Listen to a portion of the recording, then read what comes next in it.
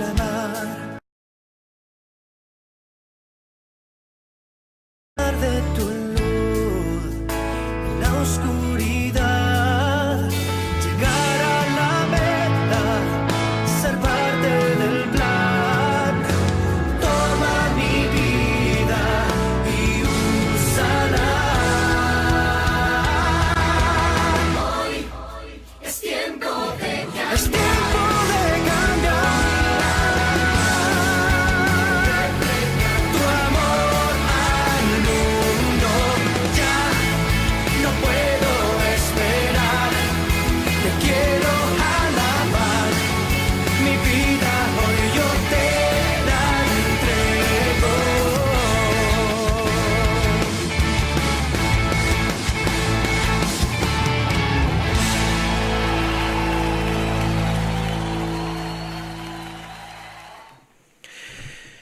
Bienvenidos a esta nueva edición de Enlace con el Señor. Qué bueno es encontrarnos nuevamente, tal vez en un mediodía, ya prontos para comer, con la familia llegando. Y vamos a estar hablando de conocer a Dios, conociendo a Dios, y en una forma personal. Y primeramente quisiera establecer un hecho que nos rodea en esta época tan linda que es la primavera, las bellezas de la creación. Y esto lo vamos a estar viendo con un pedacito de un video.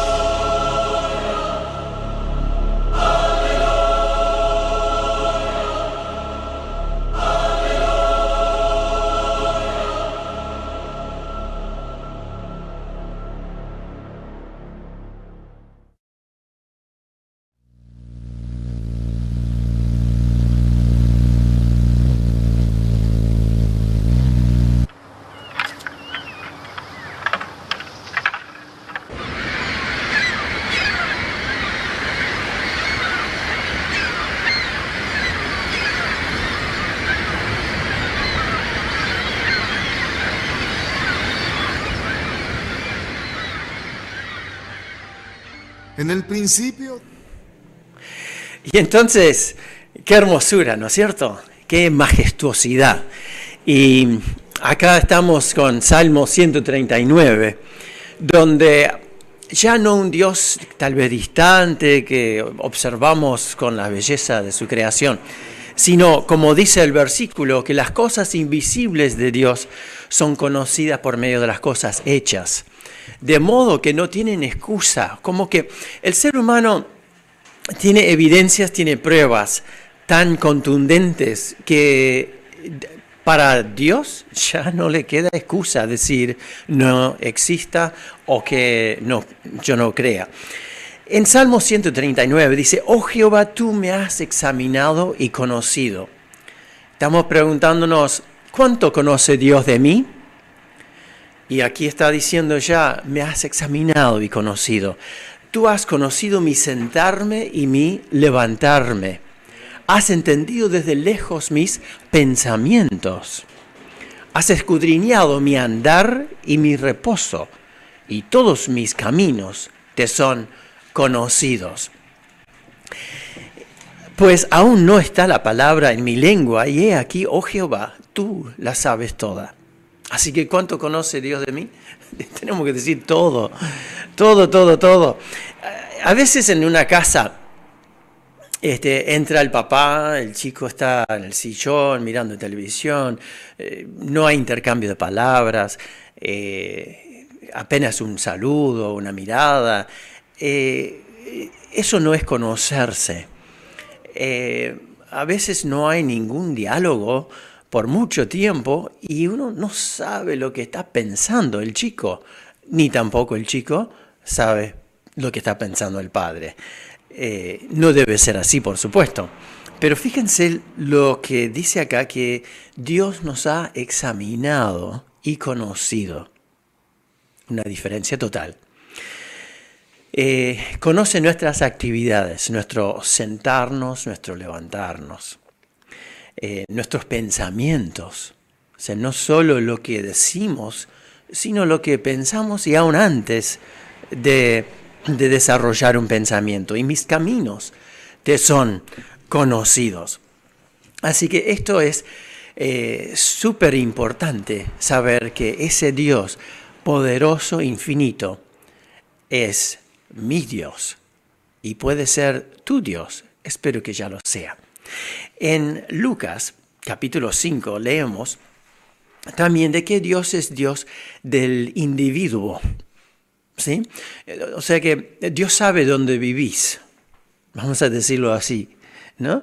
Hay multitudes, hay 6.500 millones de personas en el mundo, pero Dios nos conoce y dice que como un pájaro no cae al suelo sin que Él lo sepa, y también que no puede caer de nuestra cabeza un pelo sin que Él también se dé cuenta. Y bueno, para varios de nosotros los pelos se nos van cayendo y tiene que recontar muchas veces. Así que en Lucas 5 estamos viendo qué es lo que vio el Señor y qué es lo que hizo.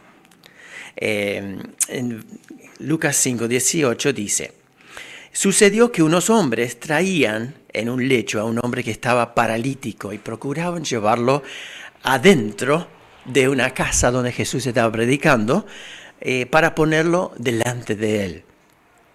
Entonces no pudieron hacerlo. Me parece que seguramente han escuchado esta historia bíblica antes, porque es algo que realmente nos conmueve pensar en 4 amigos que se ocuparon de aquel que estaba tirado en su cama, solitario en su casa, paralítico, con poca vida social, poca utilidad, vamos a decir así, en todas las cosas que quisiera emprender.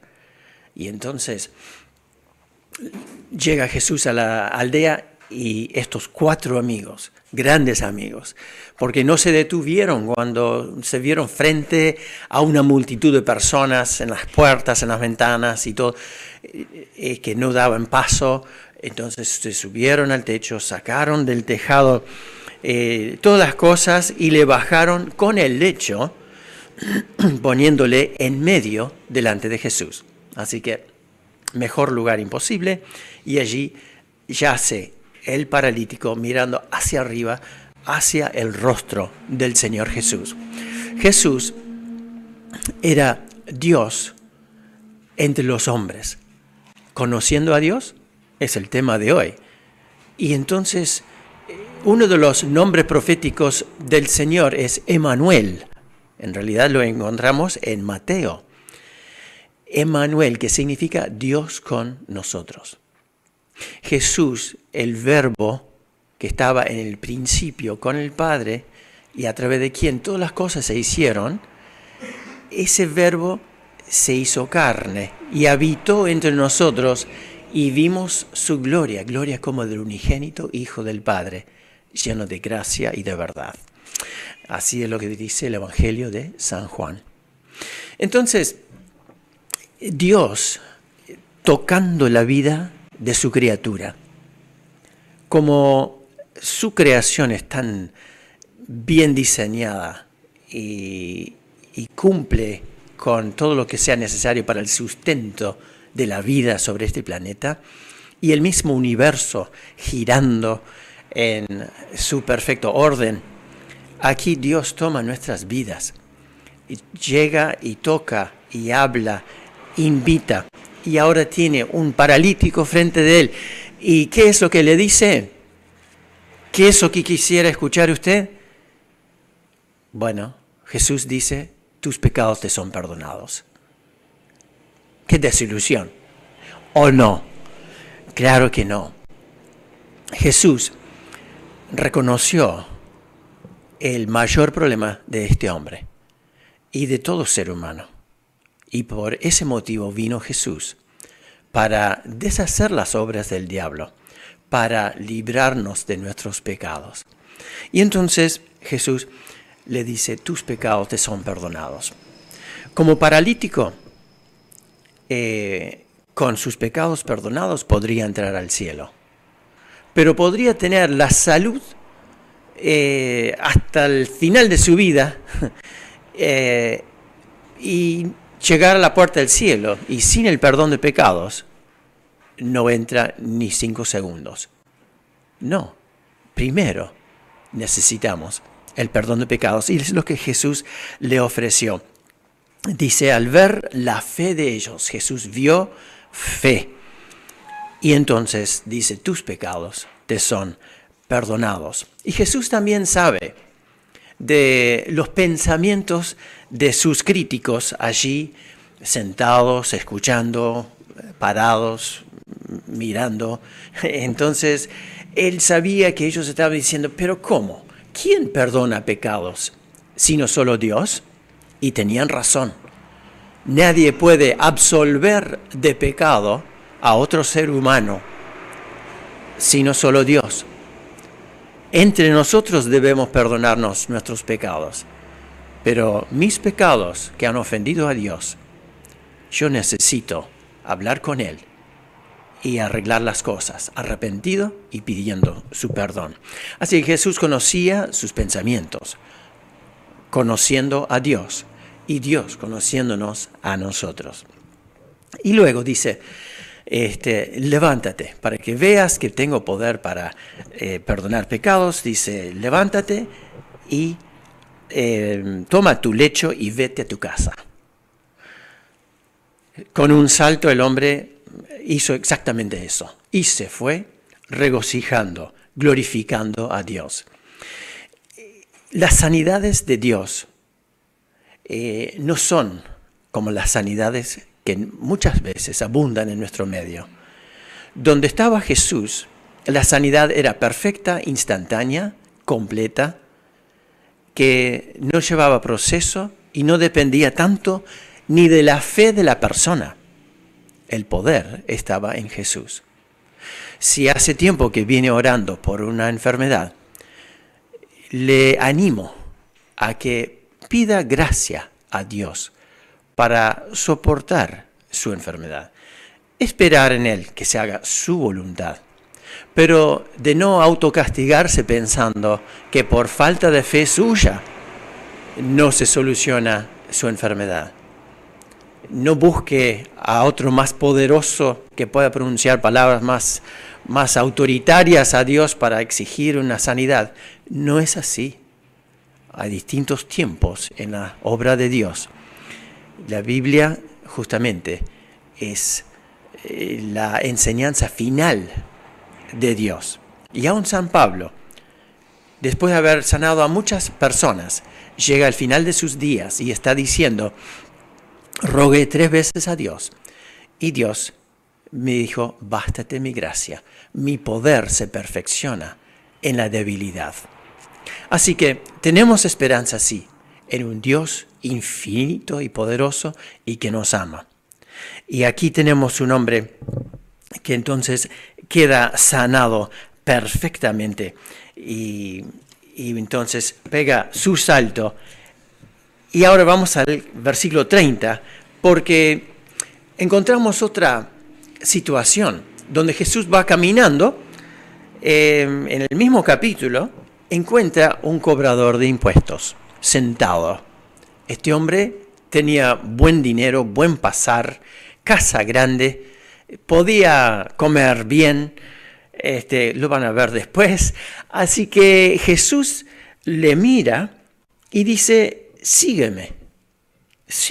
Y dejándolo todo, se levantó y le siguió. Ahora Jesús estaba incluyéndole dentro de los 12 discípulos, a Leví. Y entonces Leví dejó todo eso que significaba una vida acomodada para seguir a Jesús. Versículo 29 dice, y Leví hizo un gran banquete. Entonces aquí tenemos comida abundante. Y había mucha compañía de publicanos y los que estaban en la mesa con él. Una casa grande para poder ofrecer el espacio necesario para semejante fiesta. Y ahora tenemos los críticos de Jesús que capaz al otro lado de la calle están mirando quiénes entran y quiénes no entran y están diciendo todos los pecadores que fueron a esa casa y Jesús está allí con ellos y sus discípulos. ¿Qué modelo de religión es esta? Es este. Entonces, ¿por qué coméis y bebéis con publicanos y pecadores? ¿Cómo va a ser esto? ¿Cómo se entiende? Y nos acordamos, estamos hablando de conocer a Dios.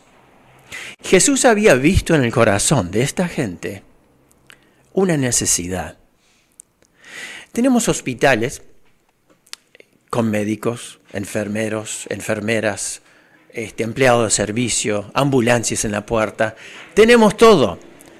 Tenemos sanatorios, Ahora, ¿están vacíos los hospitales, los centros de salud?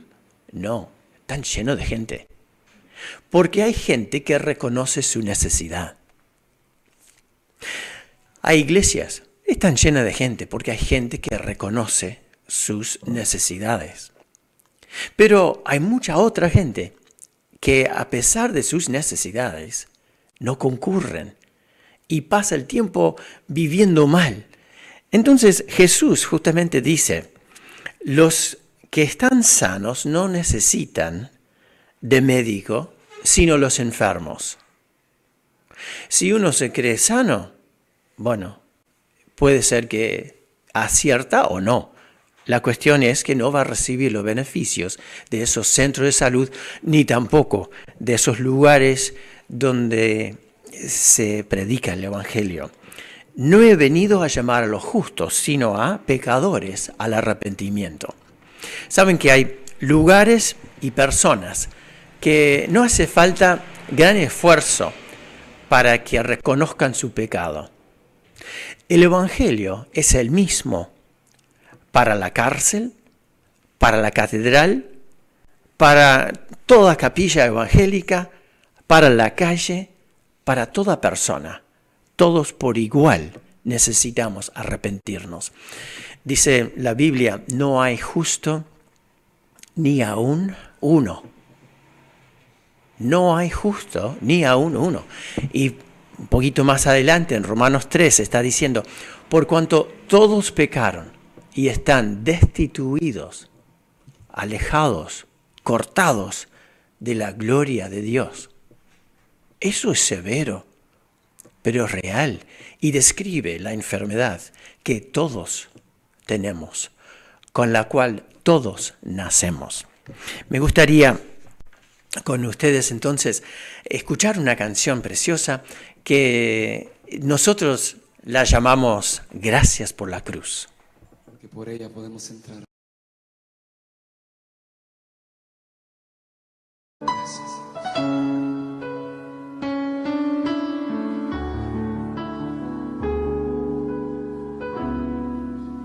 Gracias por la cruz, oh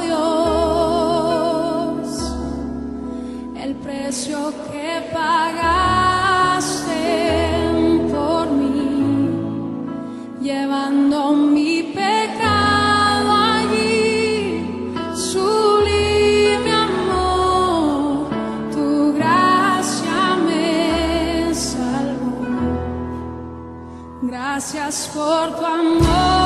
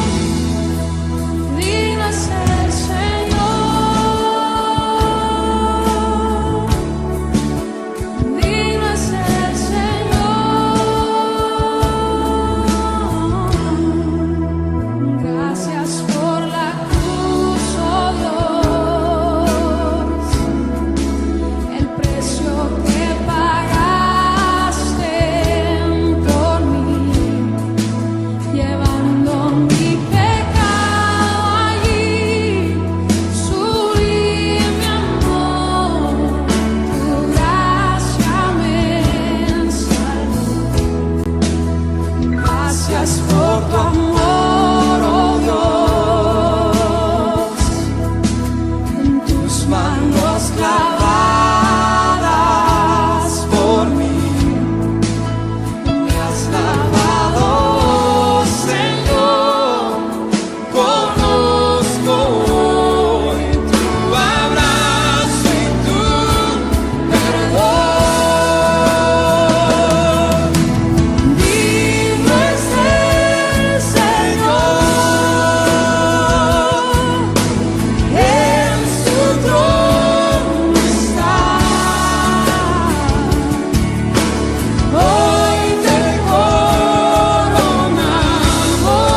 Rey, y reinas con poder. Entonces, un Dios personal, un Dios que nos conoce en forma individual y un Dios que responde cuando nosotros reconocemos nuestra necesidad. Y Dios vino justamente con el poder infinito de ofrecerse a sí mismo por nuestros pecados cometidos contra un Dios infinito, muriendo en la cruz, como hemos escuchado en esa linda canción. Entonces, la Biblia se dedica a hablarnos de que todo lo que está escrito se refiere a Cristo y la salvación tan grande que Él nos procura. En Job, capítulo 40, habla un poco al corazón de la persona que no quiere aceptar mucho esta idea de Dios teniendo que ver con su vida. Porque al tener Dios con tu vida, hay responsabilidad de tu parte de responder a Dios correctamente. Entonces dice Dios a Job: ¿es sabiduría contender con el Omnipotente? El que disputa con Dios, responda a esto. Primeramente, pelearte con el Omnipotente, el más poderoso, no te conviene. Entonces Dios le invita a Job a responder a esa pregunta. Tú que disputas con Dios. Y entonces Job responde a Jehová en Job capítulo 40 y dice: he aquí yo soy vil. ¿Qué te responderé? Mi mano pongo sobre mi boca. Una vez hablé, mas no responderé. Aún 2 veces hablé, y no volveré a hablar. Se dio cuenta Job que era vil, que estaba como sucio delante de Dios. ¿Qué te voy a responder, Dios? ¿Cómo me voy a defender? Una vez me equivoqué, 2 veces, pero ya fue. Ahora voy a encarar. Entonces, termina diciendo: respondió Job a Jehová y dijo: yo conozco que todo lo puedes, que no hay pensamiento que se esconda de ti. Por tanto, yo hablaba lo que no entendía. Y demasiadas veces en el día y en la vida hacemos justamente eso. Hablamos lo que no hemos tomado el tiempo de conocer. En otra parte, cuando los discípulos estaban tristes y alejándose de donde estaba el Señor se junta con ellos, camina con ellos, les explica las Escrituras, y luego cuando ellos entendieron y le reconocieron, se fue. Y ellos decían: ¿no ardía en nosotros nuestro corazón mientras nos hablaba en el camino? Ardía el corazón. Nos explicaba las Escrituras, dicen ellos. Y las Escrituras hacen abrir nuestro entendimiento. Cosas demasiado maravillosas para mí que yo no comprendía. Entonces dice a Dios: oye, te ruego, y hablaré. Te preguntaré y tú me enseñarás. De oídas te había oído, mas ahora mis ojos te ven. A veces tenemos un Dios de segunda mano. Lo hemos, conocido por terceros y tal vez años atrás. Y hoy ya no se aplica y no sé nada y lo único que pienso es que no tiene nada que ver con mi vida. Pero Job descubrió que ahora él podía conocer a Dios y dice, me arrepiento. Le invito a escuchar una versión del Padre Nuestro.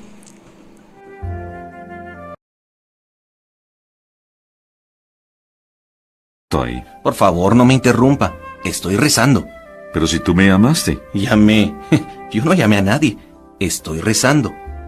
Padre nuestro, que estás en los cielos. Ah, ¿eres tú nuevamente? ¿Cómo? Me llamaste, me dijiste, Padre nuestro que estás en los cielos. Pues aquí estoy. ¿En qué te puedo ayudar? Pero no quise decir eso. Estoy rezando. Rezo el Padre Nuestro todos los días. Me siento bien rezando así. Es como cumplir con un deber. Y no me siento bien hasta cumplirlo. Pero ¿cómo puedes decir Padre nuestro sin pensar que todos son tus hermanos? ¿Cómo puedes decir que estás en los cielos si no sabes que el cielo es paz, que el cielo es amor para todos? Es que realmente no había pensado en eso. Pero prosigue tu oración. Santificado sea tu nombre. Espera ahí. ¿Qué quieres decir con eso? Quiero decir lo que significa. ¿Cómo lo voy a saber? Es parte de la oración. Santificado significa digno de respeto. Santo, sagrado. Ahora entendí. Pero nunca había pensado en el sentido de la palabra santificado. Voy a proseguir. Venga a nosotros tu reino. Hágase tu voluntad así en la tierra como en el cielo. ¿Estás hablando en serio? Claro, ¿por qué no? ¿Qué haces tú para que eso suceda? ¿Cómo que qué hago? Nada. Es que es parte de la oración. Hablando de eso, sería bueno que el Señor tuviera un control de todo lo que acontece en el cielo y también en la tierra. ¿Crees que tengo control sobre ti? Bueno, yo voy a la iglesia. No fue eso lo que te pregunté. ¿Qué tal el modo en que tratas a tus hermanos? ¿Las formas en que gastas tu dinero? ¿El mucho tiempo que le das a la televisión? ¿Las propagandas por las que corres detrás? ¿Y el poco tiempo que me dedicas a mí? Por favor, para de criticar. Disculpa, pero pensé que estabas pidiendo que se haga mi voluntad. Si eso fuera a acontecer, ¿qué hacer con aquellos que rezan y aceptan mi voluntad? El frío, el calor, la lluvia, la naturaleza y la comunidad. Es cierto, tienes razón. Nunca acepto tu voluntad, pues reclamo por todo. Si mandas frío, continúo reclamando. Pido salud, pero no cuido de ella. Dejo de alimentarme o como mucho. Excelente que reconozcas todo eso. Vamos a trabajar muy bien tú y yo. Vamos a tener victorias y derrotas. Me está gustando mucho tu nueva actitud. Disculpa, señor. Debo terminar ahora. Esta oración está demorando mucho más de lo acostumbrado. Continúo. El pan nuestro de cada día, dánoslo hoy. Para ahí. Y así, muy entretenida esta oración, ¿no es cierto? A veces decimos tantas cosas y ni nos damos cuenta que Dios está escuchando. Y así es con este tema, conociendo a Dios y siendo conocidos por Dios. Terminamos nuestro encuentro de hoy con un versículo que está en Jeremías 33:3. Y dice Dios, es una invitación que dice, clama a mí y yo te responderé y te enseñaré cosas grandes y ocultas que tú no conoces. ¿Cuántas cosas no sabemos? Pero podemos conocer a Dios si tan solo clamamos a Él. Vuelvo a leer este versículo. Clama a mí, yo te responderé y te enseñaré cosas grandes y ocultas que tú no conoces. Es mi oración de que lo esté haciendo, que esté clamando a Dios, conociendo cada día a Dios, poniendo las Escrituras primero en su vida, leyendo todos los días una parte en forma ordenada, que pueda conocer a Dios y disfrutar de una vida bajo su control. Que el Señor le bendiga en esta semana. Proclamar de tu majestad.